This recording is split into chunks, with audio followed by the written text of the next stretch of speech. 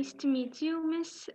My name is Dua Tazmeen, and I'm one of the uh, people who are also managing the account of human rights, and we've called you here to take an interview from you. Oh, perfect. Thank you, Dua. It's nice to My name is, I am Hamna Gill and Misha. Hi, Hamna. Hi, Misha. Nice to meet you. You too. Monique Elise. Nice to meet you. Should I start with the first question about human rights? Yeah. Somebody. Okay, so the first question. Oh, that's Misha. Okay. Okay, so the first question is, what are human rights? Okay. So, like human rights, when I think of human rights, I think of probably a little bit of the definition, I guess, but it's the equal rights that every single human being on this planet has to respect, dignity, equality. I mean, for me, it goes even to safety, just being able to have that basic human right of safety and the same rights and access to education, health, that even mental health, well-being, all of that, just having dignity and respect. That's what it boils down to. Yes, yeah. Yes, so the second question is, name 3 basic human rights you're aware of. Any 3. Like that are issues or just that people should have? Just the people should have, any 3. Okay, so for me, thinking of it off the top of my head, I would say a religion comes to mind. Everybody should have the basic right to believe in what they want to believe in and what they choose to believe in without discrimination or harm. Every single human being should have the right to education and equality within that education. Like there shouldn't be any setbacks or hindrance based on gender or race when accessing education.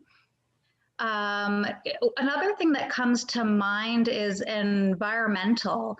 There's, I mean, I'm here in Canada, and even here in Canada, there are populations, our Indigenous populations that are living in more rural areas that don't have the same access to clean water. There's heavy mercury loads in the water.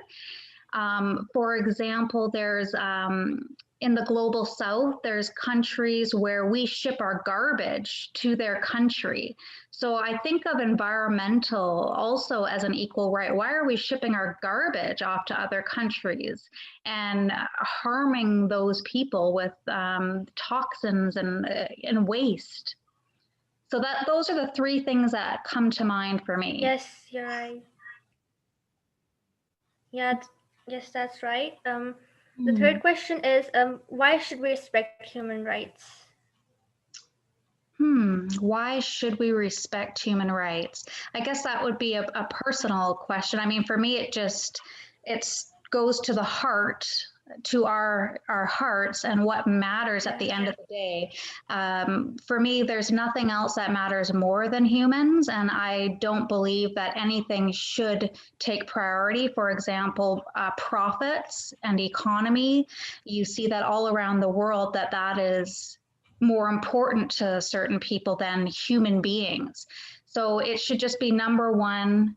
The most important thing is that you don't want to see any human being hurt or discriminated against. So it's just heartbreaking. And so it comes from a place of the heart. Yes, I agree. Mm-hmm. Yes. Okay, so that was question number 3, and I'll be taking over for Misha. She can't really speak right now, so question number 4. Thank you. Question number 4 would be, who do you think has human rights? Who do I think has human rights?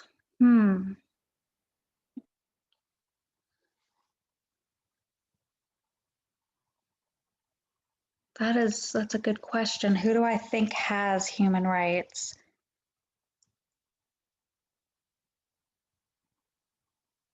Well, I think, I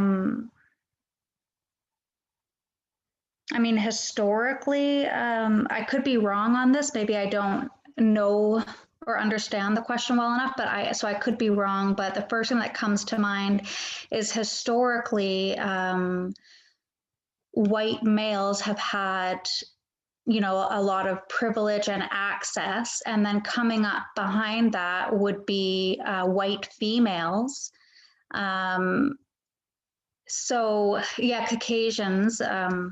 And so I would think that like historically those demographics are the ones that have had the easiest access to human rights, dignity, and respect.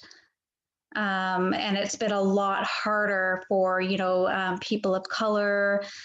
So I could be wrong on that. I don't know if that was kind of what you were thinking. No, you're absolutely right. These questions are actually opinion based, so every response is Okay. Okay. Yeah.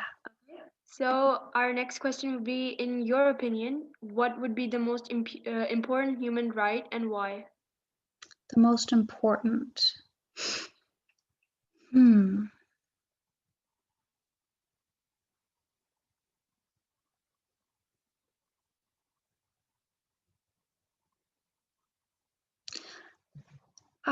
I think I would have to say it's to do with children and mainly like I don't know a whole lot, but I do know that, you know, there's a huge like child marriage. So when I think of the most, like it's just the first one that comes to mind for me because they really are the most helpless and vulnerable population of our world. And so protecting them, protecting children, and making sure that they have access to education. And I mean, obviously, with child marriage, they lose that ability. They become more of an object instead of a, you know, individual human being with the right to educate and provide for their own future. So I would have to say, because they're the most vulnerable, and that to me just comes up as one of the most important ones for me, is making sure we protect children around the world. I have an argument, and hi, I can finally speak. Okay, absolutely. Hi. I wanted to ask, like what you said before, like about how child marriage and religion and that like profits. So like some people believe like strongly in their religion. So what about those people?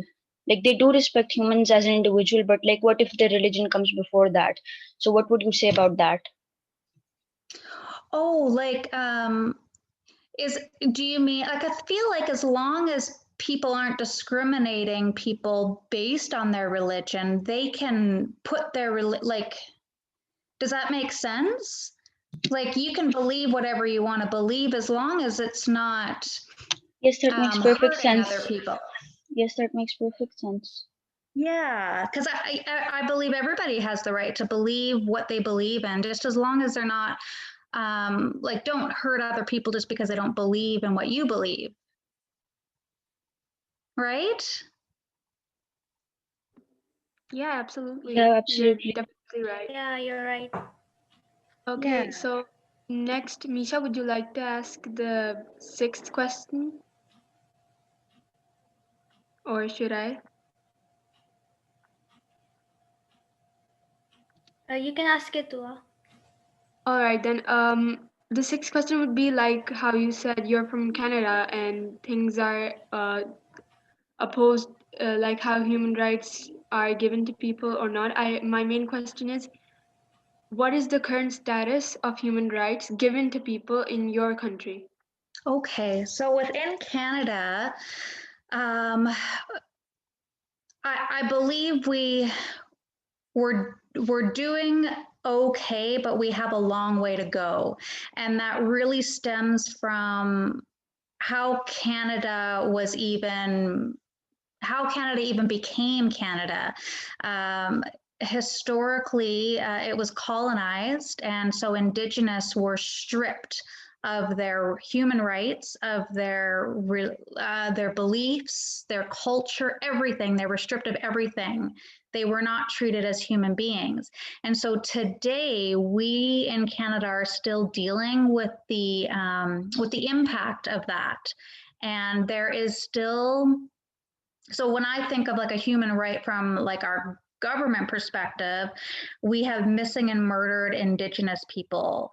The government, Trudeau, is starting to really step up and acknowledge that, but we still have a long way to go with the fight to make sure that Indigenous people here in Canada are, receiving the same access to, clean water and environment, like in the rural areas that I had mentioned earlier. There's a higher risk for Indigenous people going missing and murdered. So we need to get to the root of that. And then the third thing that comes to mind is around addiction and homelessness. The Indigenous population has a very high percentage of people that are in that population, which, I believe stems from the trauma of what has happened to their people. Like they were stripped of everything, their culture, like it was so traumatizing to them. And then of course the help that they are receiving is still very much colonized. It's very Western. And so I believe here in Canada, we need to make sure that the Indigenous peoples are receiving help that is more connecting them back to their culture, if that makes sense. That makes perfect Yeah, sense. Yeah, Over it that, does. one Lots more of- question crossed my mind. It was that, Yeah. like, how in developing countries, like many countries, like even our country, like in Pakistan or India or Afghanistan, people aren't that developed, like both mentally and like they don't have enough education. So how can you, as an individual person, help those people by raising awareness? Okay. For me, my personal way of trying to help is through storytelling. Now, I believe that storytelling has the power to, humanize and really help to show, because people, I think, they're more likely to feel and maybe act if the information is given to them through the form of story, because it can, ignite emotions. Whereas if we just give them statistics, I don't think it's going to be as impactful. And so, yeah, my thought has been around storytelling. Now, I did do a couple of interviews with some Indigenous people, and I have to be very careful because I am a Caucasian. I would be considered like a settler here on our Canadian lands. And so just making sure that no one feels exploited. So that has been really my fine line, is, wanting to make sure that no one feels exploited through the storytelling. Yeah, I agree. That's perfect. Yeah, that's it. These were the questions. Thank you so Thank you much so much for your time, and for your time, and this was a wonderful interview. Oh, good. yes, we got to Your learn. opinion was great. What are your plans with this? We're going to actually try to like create awareness via this interview, and we're also going to give it for a group project in our school. Yeah, it's for our Cambridge group project, global perspectives Oh, for that's IGCSE. amazing. Oh, I'm so Yeah, happy. you've helped us greatly. Like you've helped us yeah. a lot Thank you so by much. this interview. Oh, So I'm so thank you happy. so much. Okay. Well, I'm loving the work that you are all doing. I've been following your work too, and it's amazing. So Thank you. Thank you keep it so up. much. Let's definitely keep in touch, okay? Yes, we will Alright. definitely. Yeah, and I'd love to see your project when you're all finished. Yeah, we'd Sure. love to share it and know your Yeah. opinion about it. Absolutely, that would be wonderful. So keep me posted. Yeah, we will.